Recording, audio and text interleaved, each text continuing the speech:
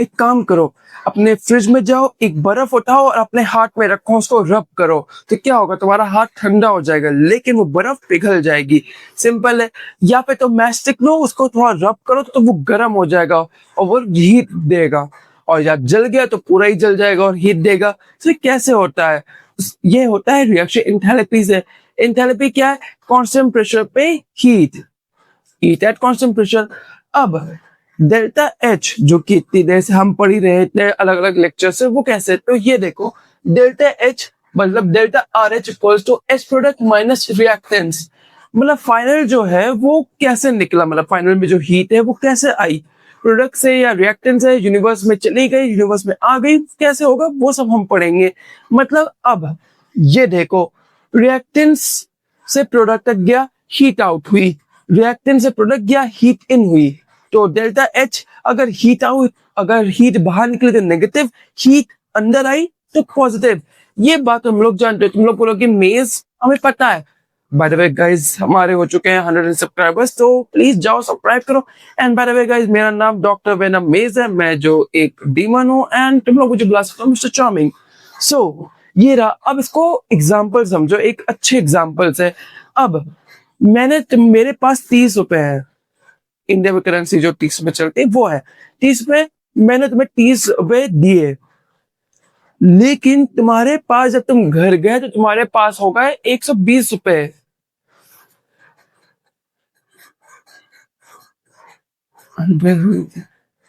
ठीक है, 120 रुपीज। सो 90 रुपीज कहाँ से आए? वो 90 रुपीज आए एनवायरमेंट से, मतलब तुमने कहीं से और इकट्ठा किया अपने दोस्तों से, कहीं और से किसी को उधारी दी थी उससे, तो वो 90 रुपीज बाहर से आए। लेकिन अगर मैं तुम्हें 100 रुपीज दूं और घर जाते जाते तुम्हारे पास हो जाए सिर्फ और सिर्फ 70 रुपीज, तो वो 30 रुपए कहाँ गए? तुमने एनवायरमेंट में दे दिया। अब तुमने कोई आइसक्रीम खा ली, कुछ किया, तो वो तो सिंपल बात है। अगर हीट आउट होगी, पैसे बाहर जाएंगे तो नेगेटिव, पैसे और बढ़ जाएंगे तो पॉजिटिव। ठीक है, अब हम इस तरफ आते हैं। हम जो डेल्टा एच है वो नहीं लिखते हैं, हम लिखते हैं डेल्टा आर एच। और ये छोटा सा सर्कल, ये स्टैंडर्ड स्टेट वाला सर्कल नहीं, ये है स्टैंडर्ड कंडीशंस वाला सर्कल। दोनों अलग अलग हैं। अब स्टैंडर्ड कंडीशन ये क्या होता है? टेम्परेचर जो होगा 298.15 केल्विन होगा, मतलब 25 डिग्री सेल्सियस। टेम्परेचर होगा 1 बार प्रेशर, टेम्परेचर ये हुआ, प्रेशर होगा 1 बार, एंड सब्सटेंस जो होगा वो होगा सबसे अपने स्टेबल फॉर्म में। वो कैसे? अब देखो, तुम्हें पता है कि कैसे H2O बनता है, वो तुम्हें पता है, वो सबसे स्टेबल था। लेकिन मैं तुम्हें बोलूं कि तुम्हारे पास C है, मतलब कार्बन है, डायमंड फॉर्म में, और तुमने उसको ऑक्सीजन दी, तो क्या बनेगा? CO2 बनेगा जलने के बाद। ऑफ कोर्स बनेगा, डायमंड भी जलता है अगर तुम उसको जला पाओ हीट में। ठीक है, अब इतने हीट के बाद क्या है? क्या ये तुम्हारा स्टैंडर्ड स्टेट ये माना जाएगा डेल्टा एच इक्वल्स टू 0 होगा? नहीं। क्यों? क्योंकि वो अपने स्टेबल फॉर्म में नहीं है। कार्बन का स्टेबल फॉर्म होता है ग्रेफाइट, ना कि डायमंड। डायमंड एक अलग फॉर्म है। ठीक है, वैसे ही होंगे। लेकिन अब हम लोग कुछ क्वेश्चंस करेंगे, कुछ समझेंगे, जैसे कि तुम्हें इजीली समझ में आए। तो अब तुम लोग ये जो लिखा है वो लिख सकते हो, उसके बाद हम आगे बढ़ते क्वेश्चन की तरफ। इतना तो हमने कर लिया, अब हम आगे बढ़ते हैं कुछ क्वेश्चंस के साथ। तो ये देखो, पहला question example 1, H2 gas, half O2 gas. हमें क्या मिला? H2O जो कि लिक्विड है। क्या वो 1 मोल में है? सही है। स्टेबल फॉर्म में है? सही है। रिएक्टेंट स्टेबल फॉर्म है? सही है। परफेक्ट। Example 2, C graphite. ये देखो, स्टेबल फॉर्म ऑफ कार्बन, जो मैंने बताया था। डायमंड अगर होगा तो इम्परफेक्ट रहेगा, नहीं होगा। प्लस O2, हमें मिला CO2, परफेक्ट है, सही है। पर अब आता है कुछ चेंजेस। अब ये देखो, delta H standard state F equal to 0 होगा, एवरी एलिमेंट का जो रिएक्टेंस के एलिमेंट होंगे वो हो गए। लेकिन अगर डेल्टा HF हो गया तो वो 0 हो भी सकता है या नहीं भी हो सकता है। डेल्टा स्टैंडर्ड स्टेट F होगा तो 0 होगा ही होगा, अगर नहीं होगा तो हो भी सकता है, नहीं भी हो सकता है। ठीक है, ये तो हो गया।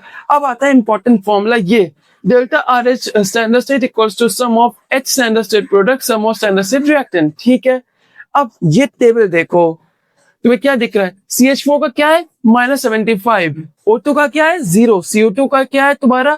394। और H2O का क्या है तुम्हारा? सिंपल 0। नहीं, 286, नहीं 0 नहीं, 286 है, वो तो O2 का था। अब हम करते हैं क्वेश्चन, इसको हटाओ और अब ये देखो, ये -394 प्लस 286 नेगेटिव में इनको 2 बार करो तो हमें क्या मिलेगा? -966। क्यों? 2 बार हमने क्यों किया? क्योंकि H2O 2 बार है। अब सम करते हैं, -966 प्लस 75 क्यों किया? क्योंकि देखो हमें करना था क्या? नेगेटिव में प्रोडक्ट्स माइनस रिएक्टेंट्स, पर अब रिएक्टेंट भी नेगेटिव है और नेगेटिव नेगेटिव क्या होता है? पॉजिटिव। तो हमें मिला -981 किलो जूल्स मोर एंड या दैट्स इट। ये क्वेश्चन मैंने इसलिए करवाया क्योंकि इंपॉर्टेंट था और एग्जाम में आ सकता। सो इतनी सी बात हो गई। होपफुली तुम लोगों को वीडियो पसंद आई होगी, और पसंद आई होगी तो प्लीज चैनल को सब्सक्राइब कर लेना एंड या that's it, that's all for today. तुम लोग को शॉर्ट लेक्चर्स बनाते बनाते मजा भी आता है और कर भी लेता हूँ। So yeah that's it, that's all for today. See you on next video, till then take care and good bye and yeah अब मैं चलता हूँ। तुम लोग 9 जुलाई को प्लीज चैनल को चेकआउट करना, कुछ इंपॉर्टेंट लॉन्च होने वाला है। सो या सी यू, उस दिन मिलते हैं अब तुमसे।